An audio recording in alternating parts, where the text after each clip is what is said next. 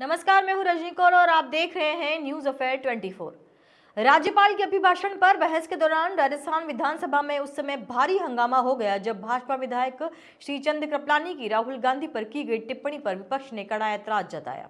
शोर शराबे और नोकझोंक के चलते सदन की कार्रवाई 2 बार स्थगित करनी पड़ी। भाजपा विधायक श्रीचंद कृपलानी ने बहस के दौरान राहुल गांधी पर टिप्पणी करते हुए कहा कि वे बिना छपी किताब को लेकर बेवजह आरोप लगा रहे हैं और उनमें इतने लक्षण नहीं है। इस पर नेता प्रतिपक्ष टीकाराम जूली ने तीखी आपत्ति जताते हुए कहा कि जो व्यक्ति सदन का सदस्य नहीं है उसका उल्लेख विधानसभा में नहीं किया जा सकता। इसके बाद सत्ता पक्ष और विपक्ष के बीच जमकर नोकझोंक हुई।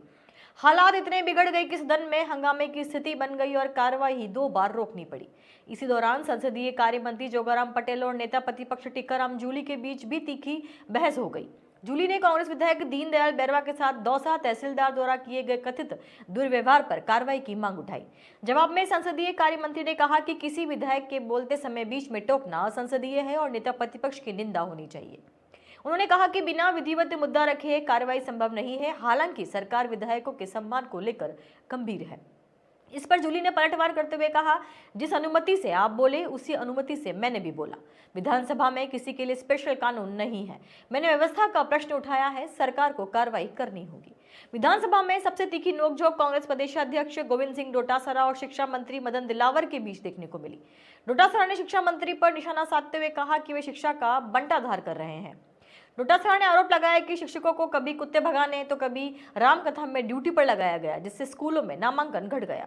उन्होंने दावा किया कि करीब 2.25 लाख छात्रों का नामांकन कम हुआ है और 20 सत्र में तबादले किए गए हैं। उन्होंने भ्रष्टाचार की ओर इशारा करते हुए कहा कि 5,000 का खेल कर सकता है तो कितना ही बड़ा खेल कर सकता है। इसके जवाब में शिक्षा मंत्री मदन दिलावर ने पलटवार करते हुए कहा कि पूर्व मुख्यमंत्री के सामने शिक्षकों ने आरोप लगाया था कि डोटासरा पैसा खाते हैं। इस पर नेता प्रतिपक्ष ने कड़ी आपत्ति जताई, जिसके बाद स्पीकर ने आरोपों को कार्रवाई से हटाने का आश्वासन दिया।